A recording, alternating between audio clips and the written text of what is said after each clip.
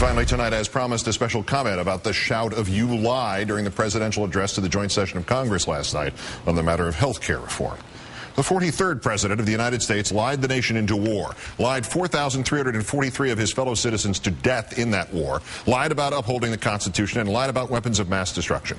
He lied about how he reacted to al-Qaeda before 9/11, and he lied about how he reacted to al-Qaeda after 9/11.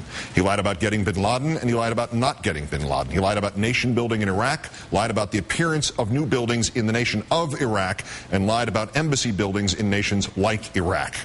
He lied about trailers with mobile weapons labs in them, and he lied about trailers with Cuban prostitutes in them. He and his administration lied by the counting of one nonprofit group 532 times just about the links between al-Qaeda and Iraq that did not exist. Only 28 of those were by that president, but he made up for that by lying 231 times about WMD.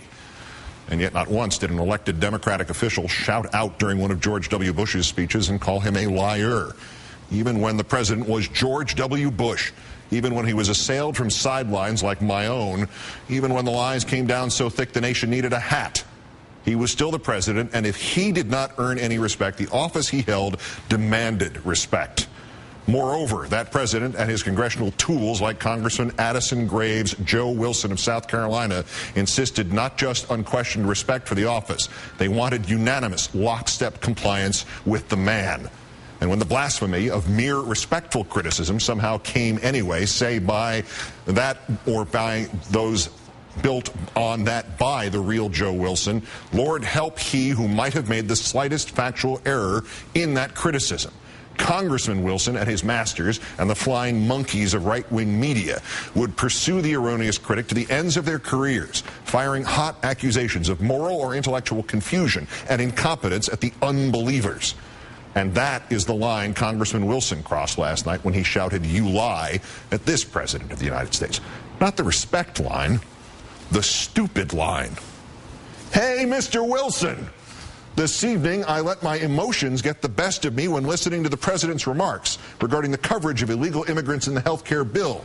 You hurriedly said last night as a nation caved in on you and your own party's leadership coerced you into saying something. While I disagree with the president's statements, my comments were inappropriate and regrettable. I extend sincere apologies to the president for this lack of civility. For the lack of civility, Congressman? Is that what you think this is about? Of course your comments were inappropriate and regrettable. You are a Republican trying to delegitimize the elected president of the United States. That's all you do, and that's all you've got. Of course you let your emotions get the best of you. At a figure of $435,296 in campaign donations from the health sector to you and your PAC, of course your emotions would take over when your gravy train was threatened. It isn't about inappropriate and regrettable, sir. Your comments were inappropriate and regrettable and wrong. You got up in front of the world, embarrassed your district, embarrassed your state, embarrassed your party, embarrassed your nation, shouted at the president like he was a referee at a ball game and you were a drunk in the stands, and you were wrong.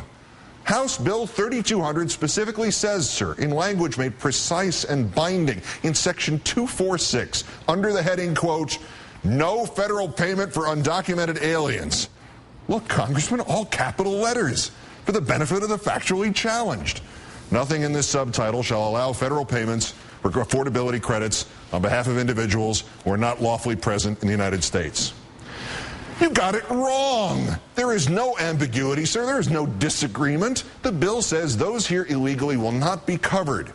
Yet whether through stupidity or a willful attempt to mislead the gullible, you decided to spend whatever credibility remained to you on a position in which you are utterly, inarguably, and in a manner obvious to newborns and the more sophisticated of farm animals, wrong.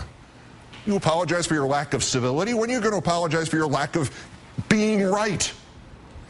Wrong way, Wilson. Whatever it is, it appears to be congenital. Wrong Way Wilson just wrote an op-ed on August 27th for the Columbia, South Carolina newspaper The State about the non-existent death panels that he and Mrs. Palin saw in their dreams or something. Those who have stood up and shown up to have their voices heard have already made a difference in this debate. Perhaps henceforth, Mr. Wilson, you should soft pedal the have their voices heard part.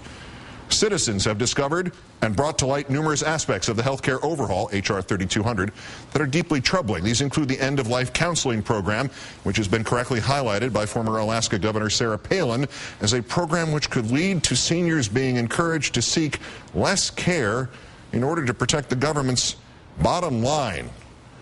Perhaps henceforth, Mr. Wilson should soft-pedal the Palin paranoia, since he caught enough of it that last night he made himself look like an uninformed 8-year-old screaming at an adult. Americans want and deserve this honest debate. Perhaps henceforth Mr. Wilson should remember that the word honest in that is as important as the word debate. The latter, without the former, is better known as political Tourette's syndrome. The evidence that Wrong Way Wilson and reality are strangers goes back much further than last night. When Congressman Rob Filner said the U.S. had helped Saddam Hussein's chemical and biological weapons programs, Wilson went nuts on C-SPAN. Worse, he accused Filner of a, quote, hatred of America, and insisted you shouldn't say that, and you should retract it, and you know it is not true. It was true. It had been confirmed by the Commerce Department in 1994. Wrong Way Wilson was wrong. A year later, when it was asserted that Senator Strom Thurmond from Wrong Way's home state had fathered a daughter with a black woman, Mr. Wilson called the assertion a, quote, smear on the image of Senator Thurmond. This was after Senator Thurmond's family had acknowledged not just paternity, but the fact that the senator had maintained a secret relationship with his daughter and provided her money for decades.